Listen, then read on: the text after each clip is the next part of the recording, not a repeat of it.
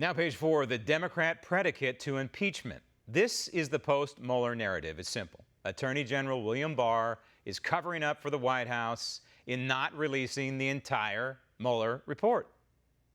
The central concern here is that the Attorney General Barr is not allowing the facts of the Mueller report to speak for themselves, but is trying to bake in the narrative about the report to the benefit of the White House. And of course, he's doing this just before the holiday weekend, so it's extraordinarily difficult for anybody to react. This is wrong. It is not the proper role of the Attorney General. And so there you have it. What comes next is pretty obvious, too. House Democrats, through their weaponized committees, will browbeat the American people with what is the White House hiding? And they will cherry-pick sections of the Mueller report as a foundation for impeachment. We've repeatedly said what is demanded by the situation, and that is that the Judiciary Committee be given the entire report and the underlying evidence. Stop tape. The entire report. You know, I wish it would rain $100 bills. I wish we could have world peace. I wish I could be 10 feet tall. None of it's going to happen.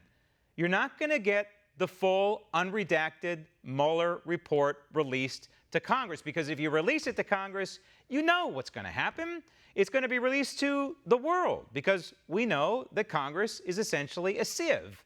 And what is released to Congress is necessarily in the public domain. It's not going to be released per the law unless, of course, these snakes in the Democrat Party can judge shop and find some rogue lawyer dressed in a black robe that has zero fidelity to the United States Constitution and then says, yeah, sure, go ahead, release the entire report. The public has a right to know, blah, blah, blah, blah, blah. But as I said, it would be zero fidelity to the Constitution.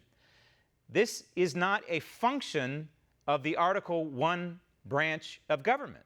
This is a function of the Article II branch of government. So any judge worth his or her salt would understand that really Nadler here has no standing to even request the full unredacted Mueller report. Yet, mark my words, it's going to happen, because the Attorney General is not going to release the unredacted version.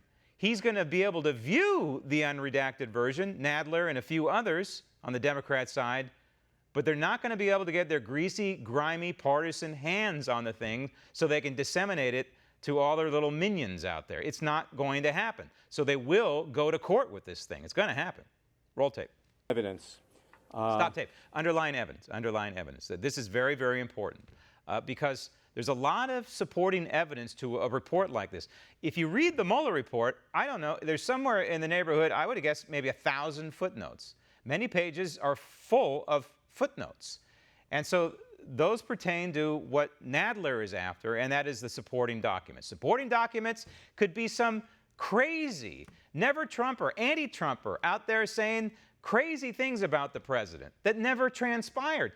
But this is part of the supporting documents that Nadler wants to get his hands on so he can use it either in the court of public opinion or possibly in the court of impeachment against the 45th president, because that's where all of this is headed.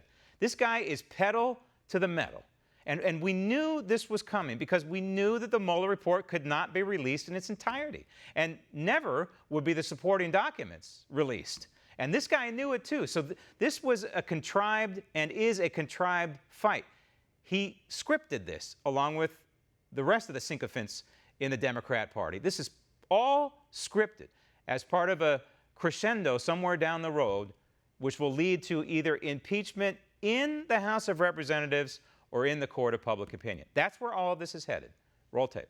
So that we can make those judgments for ourselves, and the Judiciary Committee.